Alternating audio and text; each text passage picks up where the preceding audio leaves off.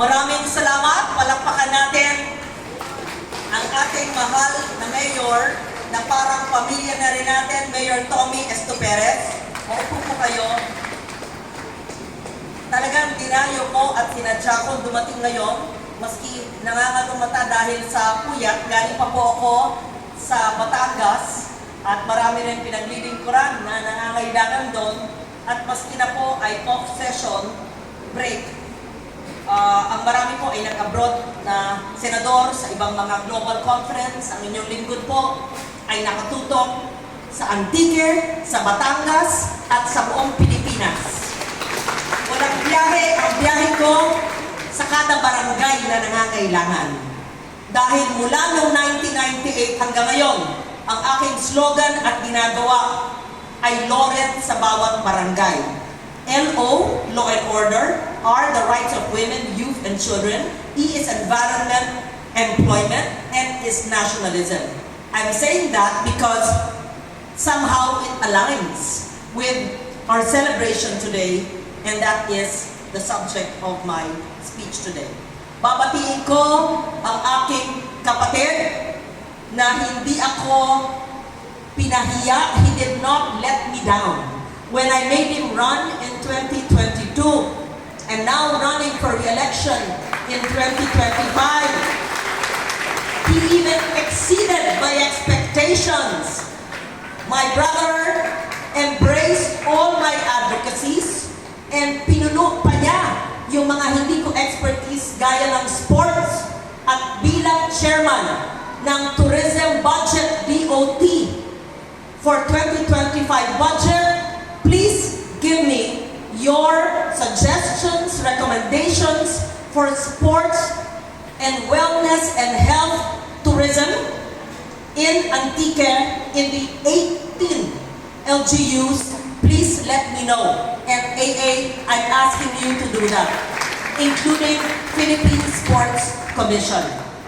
At of course, ang ating lahat na respeto, minamahal. Alam nyo, pag ako'y pagod na pagod sa trabaho at parang Legarda, Batangas, minsan nasa ibang lugar ng Luzon, tapos dito sa Kabisayaan hanggang Mindanao, because it's not easy to be serving Antique as well with my brother, and of course helping Batangas, which is my son's province, and helping the whole country. But when I see an 80-plus-year-old hard-working lola, lady, like Tita Sally Perez, I cannot complain. Wala akong karapatan mapagod kung ang Tita Sally na ayaw aminin niya ay 85, 89, ewan ko ba?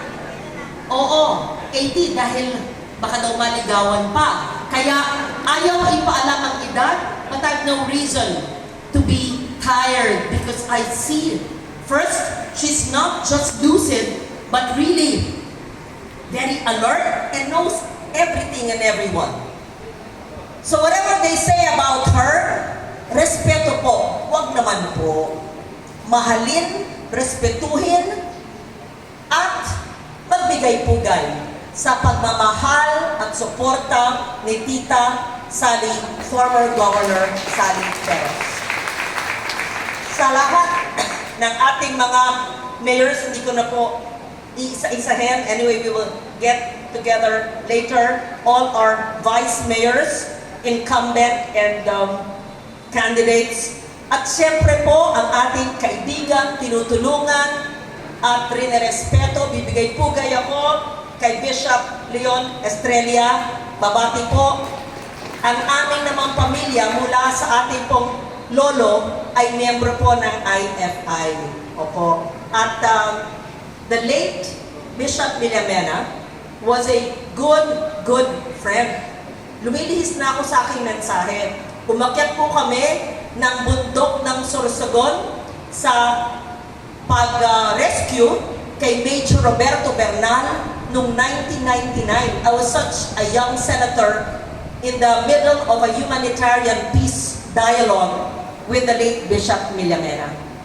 We also climbed the mountains in Marilog District in Davao City when we rescued and same General Victor Obilio and Captain Eduardo Monte Alto from the CPP NPA-NDF in 1999. We also went to Lianga, Surigao del Sur, and he helped me in the jungles.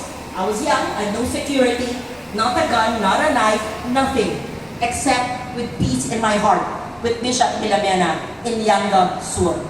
Magkasama rin po kami sa Kalayaan, Laguna, kay Sergeant Wivino Demol. Magkasama rin po kami kay Major Noel Buwan sa Mansalay, Oriental Mindoro, kasama ang mga mangyan na guide namin na tumawid kami ng 7 ilog para makarating po. At marami pang iba. Sana naalala ko lahat. Yan po ay 1999 hanggang 2003. Pero kinakwento ko lang yan sa mga taga-Pandan at sa buong Antique para hindi yata ito paalam ni Attorney De Buco at ni Judge Aldon at ni Ray Roquero sa mga tinahak na landas ng inyong Inday Loren. Mula sa kabundungan hanggang sa karagatan, sa pagbibigay ng kapayapaan sa iba't ibang sulok ng ating kapuluan, sa ating kapatid na Muslim sa Mindanao o sa mga CPP, NPA, NDF o ano bang mga insurgent groups. We are always socially inclusive so that we have peace and justice in our hearts. Kaya Bishop Estrella, gano'n na lang po ang aking pagmamahal sa IFI because of my closeness with the late Bishop Milamena. Nakasama ko rin po hanggang sa Hague with the late Jose Maria Sison and Louis Halandoni and many others have since passed on, but I think Louis is still alive and many others. So I could write a book about my experiences with late Bishop Milamena. Babati po, I cannot greet everybody present here today, but of course all the Zaldivar, Helia, and relatives, all the board members present here today, all the barangay captains, all the barangay officials, and of course, I would like to greet John, dyan ka sa harap. Oh, sige, tabi ka rin, Tita Sally. Former Mayor John Sanchez, who is a relative running for Vice Mayor, and I'm so happy to know, and itaga nyo sa bato, at siya magkasabi mamaya sa mikropono. John, right? He is for AA Legarda. Tayo, John! Ayun! Pagpalit ka na kasi ng t-shirt, nakapatadjong! Yan, salamat, John. Walang pamilyang nahahati sa politika. We will never allow that.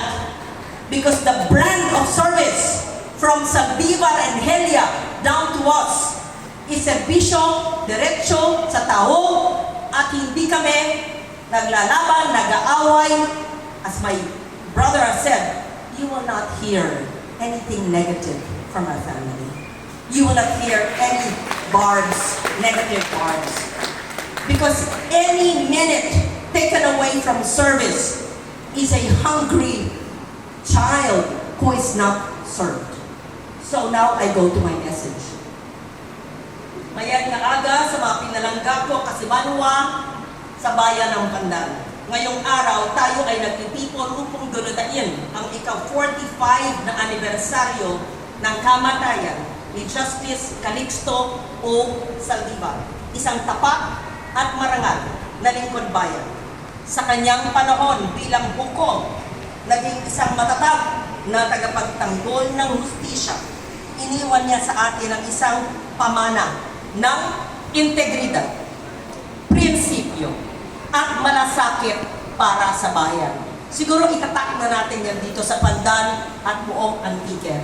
Integridad, prinsipyo, malasakit. Kung ganyan lang lahat, di wala nang maraming kwento, marites at paninira at mag-focus na lang tayo sa malasakit para sa ating kasimanwa. Born on September 13, 1904, in our very own Pandan. Justice Zaldivar's journey began with humble roots. He excelled in his studies, earning his Bachelor of Laws from the University of the Philippines, my alma mater, and AA's alma mater as well, placing third in the bar exams of 1928. His passion for justice propelled him through a distinguished career, serving as a counselor, a representative, an assemblyman, and eventually becoming the governor of Antique. On a side note, I'd also like to say that his uncle, the direct lolo namin ni AA, Ariston Helia, also was the first, at this time, not governor, the first representative, and was also the first pharmacist of Antique, whose brother is also or was governor, and his photo is there or painting is there in the provincial capital. Pagkita po nyo sa Balasawang Church sa Malolos, makikita nyo nakaukit si Ariston Helia na tiyohin naman ni Justice Helia. Appointed as a Supreme Court Associate Justice in September 1964, Justice Zaldivar exemplified integrity, fairness, commitment to the rule of law.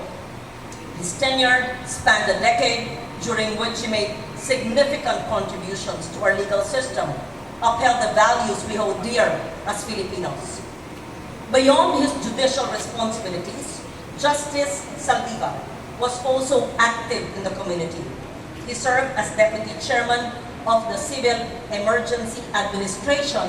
Perhaps in present times, ito yung DRR, hindi ba? Civil Emergency. Ngayon naman yung Disaster Risk Reduction and DREAM. He worked with the Reparations Commission and represented the Philippines at the Law Conference of the World Association of Judges in Geneva. And as I stand here today, I reflect on the profound impact Justice Zaldivar has had on each and every one of us, especially the relatives, which includes aspiring and returning board member Vince Shaw, who's now part of the family.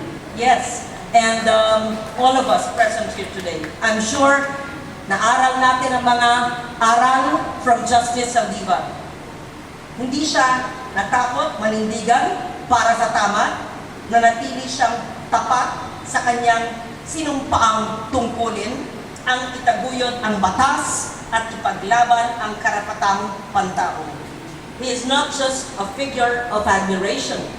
He is my grand uncle, the father of our beloved, hard-working, committed governor, Tita Sally Perez. He is an inspiration to all of us.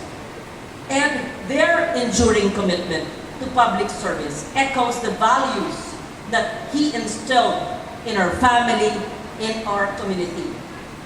Nararapat yung lamang na patuloy natin buhayin ang mga aral ng kanyang buhay sa ating mga gawain at pakikitungo sa isa't isa araw-araw.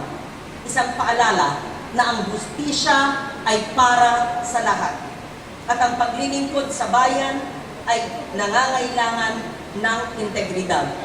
And when we say justice, it's not just justice as we know it in the legal system, but also justice, economic justice, social justice, and giving the best quality health care, the best kind of education, giving economic and social justice, equity and fairness to those who have least in life. And the least, the lost, and the last. Just like in the recent typhoon of a few weeks ago, when even the 7 upland barangays of Pandan could not be reached. Tanong po nyo sa mga kapitan, tanong po nyo sa mga lokal dito, sino ang naggawa ng command center sa Magaba, sa Pandan, for the North Operations? Sino ang nagtayo ng South Operations sa San Jose at nagbigay sa lahat? Hindi galing lamang sa DSWD o DOH, kundi galing po sa aming pamilya with COMAA. And they know that. Hanggang sa mga letrato sa gabi na inaakyat ni Myra at ni Hazel kasama ang aming team. Hanggang sa landslide, alam ko po yun. Hanggang sa nagbabalsa dahil yung daan ay nabaha at ginagawa pa yung ecotourism road sa Pandan.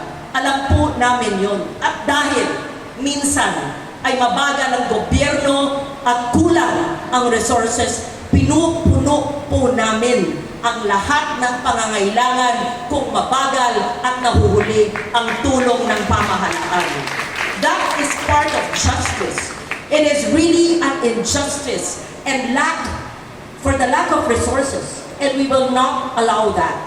We will not leave any stone unturned, economically, socially. Sisikapin po natin ang bawat pamilyang Antiqueño, naninirahan man sa Pandan o sa lahat ng banwa, naninirahan man sa Maynila o ibang lugar, ay mabigyan ng hustisya economically, financially, in every aspect of their lives. So let us all honor Justice Zaldivar's memory by embodying the principles he championed: integrity, justice, and compassion. May his legacy continue to inspire us to pursue a better and more just world. Duro gid nga salamat sa aking mga palanggang taga-Pandan. Congratulations, Tita Sally. And I just would like to say, this is my happy place. I love being in Pandan. I love being in your midst. I love being in Antique, and I am here to stay. Thank you.